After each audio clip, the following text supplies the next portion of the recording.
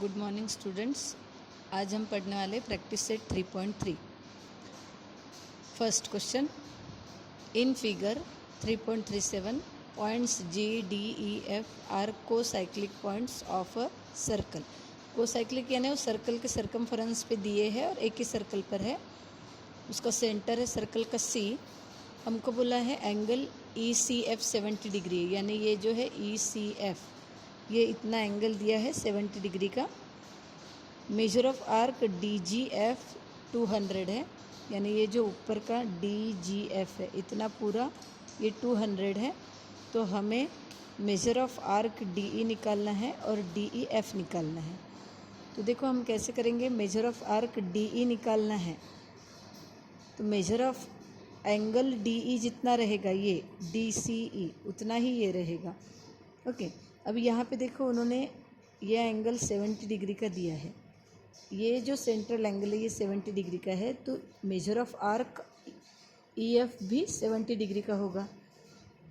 तो अब हम क्या करेंगे, ये तीनों आर्क की एडिशन करेंगे इज इक्वल टू 360 लेंगे। इसकी जगह पे 200 लिखेंगे, यहाँ पर 70 और ये DE वैसे जैसे कि वैसा, और फिर 270 360 से माइनस करेंगे तो हमें आर्क DE मिल जाएगा। उसके बाद DEF निकालना है, DEF। तो DEF के लिए हम arc DE plus arc EF करेंगे। Arc DE plus arc EF is equal to EF, तो हमें पता है DE मिल जाएगा और इस तरीके से हम आंसर निकालेंगे। तो देखते हैं उसके स्टेप्स। तो इस तरीके से हम सॉल्यूशन लिखेंगे। देखो मेजर ऑफ आर्क, पहले तो हमको ECF एंगल दिया है उन्होंने, तो जो सेंट्रल एंगल रहेगा उसकी आर्क का मेजर भी उतना ही रहता है, इसलिए measure of arc EF is equal to होगा angle ECF। Definition of measure of minor arc म्हणजे लघुकंसाच्या परिभाषेनुसार, ठीक है।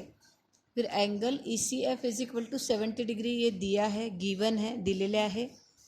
तो मेजर ऑफ आर्क EF भी कितना होगा 70 डिग्री का।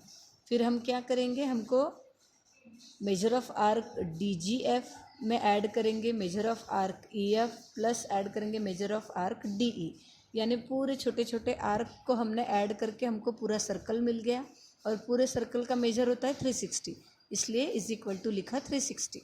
रीज़न है measure of a circle is 360 degree. फिर उसके बाद DGF 200 दिया है, EF 70 दिया है और DE निकालना है इज इक्वल टू 360। तो DE रख दिया, इनकी एडिशन होती है 270, इधर शिफ्ट कर दिए तो माइनस 270। फिर उसके बाद मेजर ऑफ आर्क हमें कितना मिला 90 डिग्री।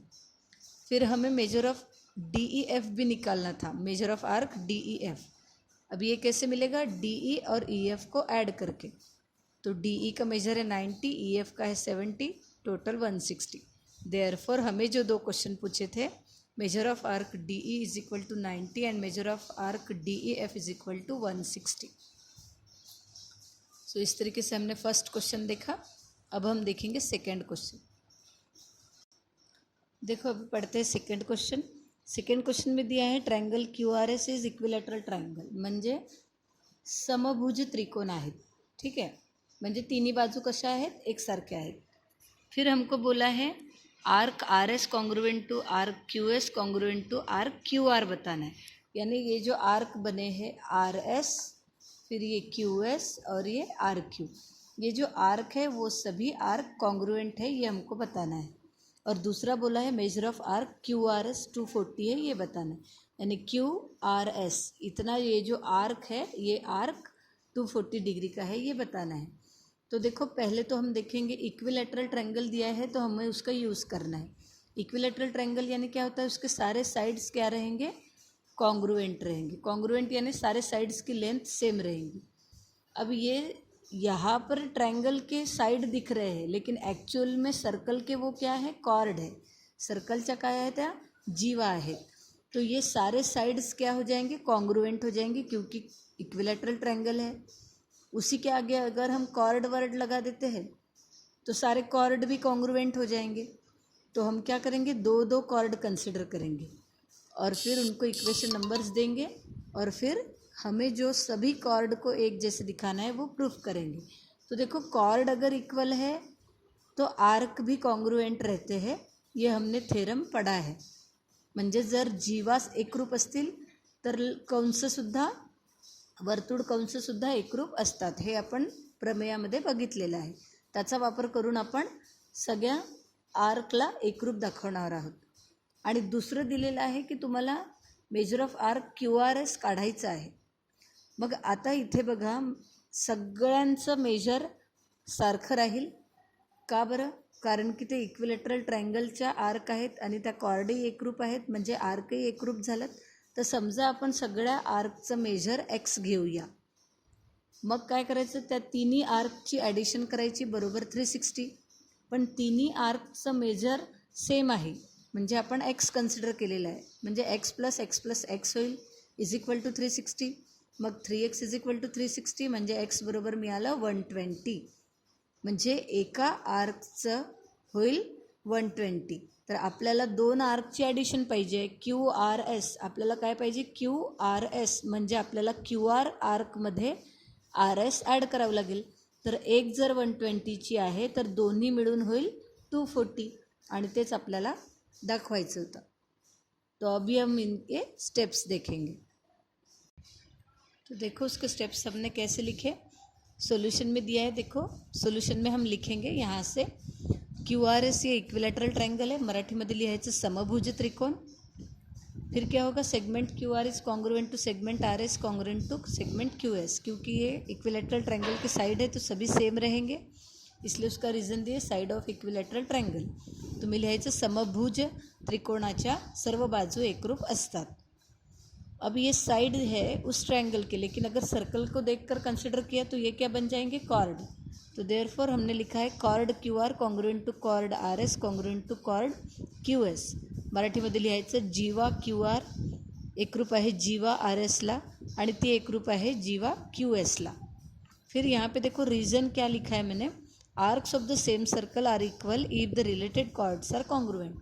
अगर सभी कॉर्ड कॉन्ग्रुएंट है तो उसके सभी आर्क्स भी क्या रहेंगे, कॉन्ग्रुएंट रहेंगे. हमने थ्योरम देखा है. तो यहाँ पे लिखा है कॉर्ड, तो अब यहाँ पे हमने क्या लिखा, आर्क.